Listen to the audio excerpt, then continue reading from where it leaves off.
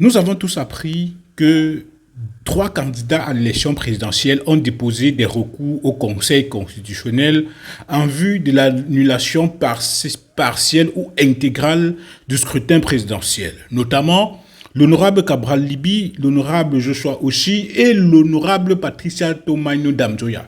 Trois députés, comme par hasard.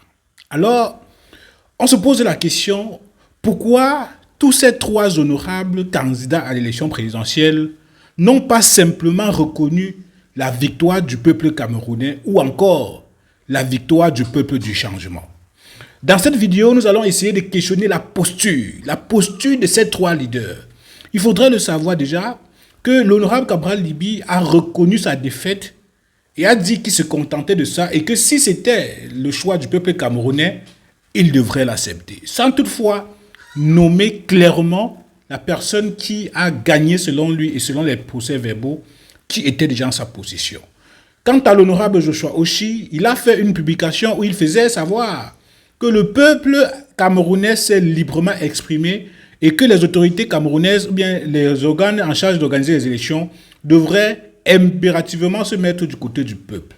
Alors, face à ces déclarations, une certaine opinion, y compris moi, avait déjà cru que ce leader politique, le SIF, avait clairement pris position du côté du peuple camerounais. Alors, lorsque nous avons appris qu'il y a eu des recours devant le Conseil constitutionnel ou bien au Conseil constitutionnel, nous nous sommes dit, pourquoi ces candidats ne reconnaissent pas simplement la victoire du peuple ou encore ne félicitent pas-ils le responsable, ou bien le candidat qui a gagné cette élection présidentielle? Alors, bonsoir chers amis, nous sommes dans une période cruciale pour le Cameroun. Après un scrutin tendu, les tendances indiquent que l'immense majorité du peuple camerounais ont fait le choix du côté du changement. Alors pourtant, certains candidats ont décidé de ne pas reconnaître cette dynamique. Dans cette vidéo, nous allons essayer d'analyser pourquoi Cabral Libi ou Joshua Oshi ou bien Patricia Tomaino Damjoya, au lieu de marcher avec le peuple, optent pour des recours juridiques. S'il vous plaît, mettez le geste qui motive, likez la vidéo, je vous en prie. S'il vous plaît, likez la vidéo. Ça fait plaisir. Alors, Patricia Tomaino Damjoya, députée à l'Assemblée nationale, Cabral Libi, député à l'Assemblée nationale, Joshua Oshi, député à l'Assemblée nationale, ont fait le choix de la requête au Conseil constitutionnel. Cabral Libi et Joshua Oshi et Tomaino Damjoya ont donc déposé des requêtes au Conseil constitutionnel pour contester l'élection partielle ou intégrale plutôt que d'admettre la défaite ou de féliciter celui qui, selon les tendances et selon leurs procès-verbaux, a gagné cette élection présidentielle. Ils adoptent une posture judiciaire. Est-ce un droit démocratique ou un refus de la réalité des urnes? Ils ont décidé de se taire, de ne pas dire qui est le vainqueur de cette élection présidentielle. Parce que s'ils reconnaissent déjà qu'ils ont perdu, ça voudrait dire qu'ils savent qui a gagné. Cabral Libi, Joshua Oshi, Patricia Tomaino Damjoya ont déposé des requêtes. Malgré leur déclaration de défaite partielle ou de troisième place, entre guillemets, aucun des trois ne nomme explicitement le candidat qui serait devant eux. Écoutez très bien. Ce silence permet de maintenir l'ambiguïté, d'éviter de reconnaître le succès du changement, d'éviter de reconnaître le succès du changement. Cela interroge leur sincérité et leur respect pour le peuple camerounais. Il y a une rumeur qui a circulé, une vidéo d'un responsable ou bien d'un Camerounais qui circule que certains leaders auraient reçu des milliards pour trahir le peuple camerounais. Alors, le risque de la fracture dans l'opposition serait que ces trois leaders, ils ont eu un 1% dans tous les bureaux de vote. Un 1%, d'autres 0,00%. Alors, lorsque des figures de l'opposition choisissent de ne pas s'aligner sur la volonté populaire, cela fragmente l'unité du mouvement du changement. Le peuple qui attend des rassemblements voit alors là des divisions. Quel message envoie-t-on aux militants et aux citoyens qui ont voté pour eux? Parce qu'il faudrait le rappeler, Cabral Libye, notamment lui précisément, a fait un communiqué dans son parti politique pour sanctionner tout militant et tout responsable qui prenait position sur les réseaux sociaux en faveur de Issa Chiroma Bakary. L'honorable Cabral Libye a fait une note interne au sein de son parti politique où il faisait savoir que tous ceux qui sont en train de l'interpeller pour qu'il puisse reconnaître, entre guillemets, la victoire de Issa Chiroma Bakary à l'élection présidentielle passeront devant un conseil disciplinaire. On se pose la question, mais honorable, si déjà au sein de votre formation politique, vos responsables au sein de vos formations politiques étaient dans les bureaux de vote, ça voudrait dire que selon les tendances, ils savent qui est le vainqueur selon les tendances à cette élection présidentielle. Pourquoi les menacer de les exclure du parti? Pourquoi les envoyer au conseil de discipline sous prétexte qu'ils ont violé, n'est-ce pas, l'éthique et la déontologie, n'est-ce pas, de ce parti politique? De toutes les façons, le peuple saura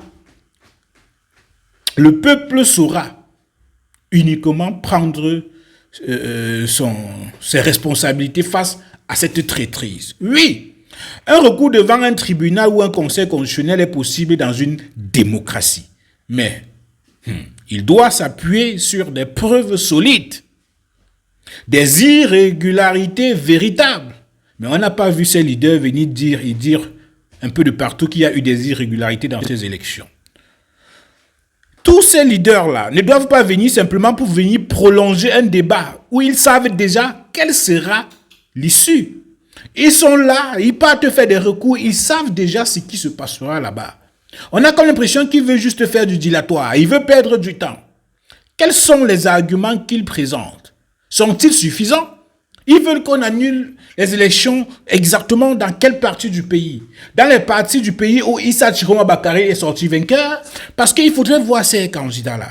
Eux, ils sont très forts pour manipuler le peuple camerounais. Parce que ce que j'aimerais vous dire, c'est que si on essaye d'entrer en profondeur dans le contenu de la requête de ces responsables politiques, vous verrez très bien qu'ils ont, n'est-ce pas, demandé l'annulation partielle ou intégrale de l'élection présidentielle dans les zones où Issa Chiroma Bakary aurait gagné avec un score soviétique. Vous comprenez donc qu'il y a des leaders de l'opposition ici au Cameroun qui jouent exclusivement, sans plus se cacher, le jeu du parti au pouvoir. Il y a une responsabilité morale et politique dont ils devraient faire. Ces candidats ne sont pas des spectateurs. Ils ont un rôle moral devant leurs électeurs. Lorsqu'on proclame le changement, on doit incarner la clarté, la responsabilité, la foi dans le suffrage. Refuser de reconnaître une victoire attendue, c'est éroder sa crédibilité.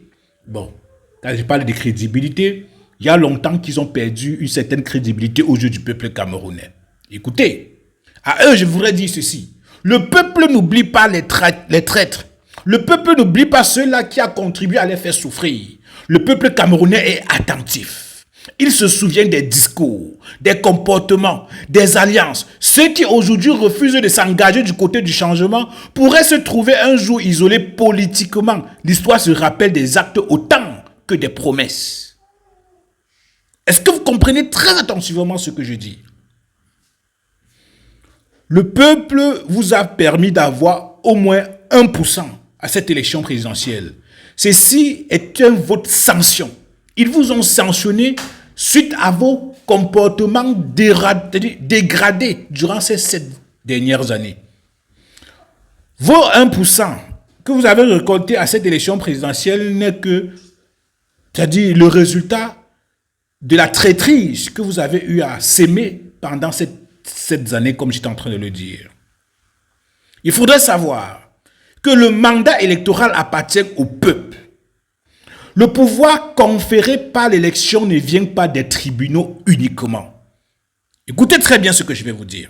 Le pouvoir conféré par l'élection ne vient pas des tribunaux uniquement.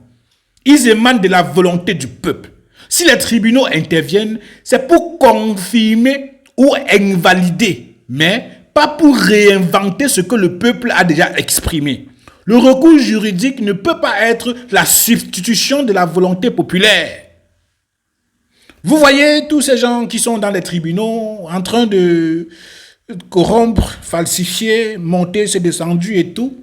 D'autres qui auraient reçu des pots de vin pour faire passer un candidat au détriment de l'autre, pour se maintenir jusqu'à 50, 60 ans au pouvoir et tout.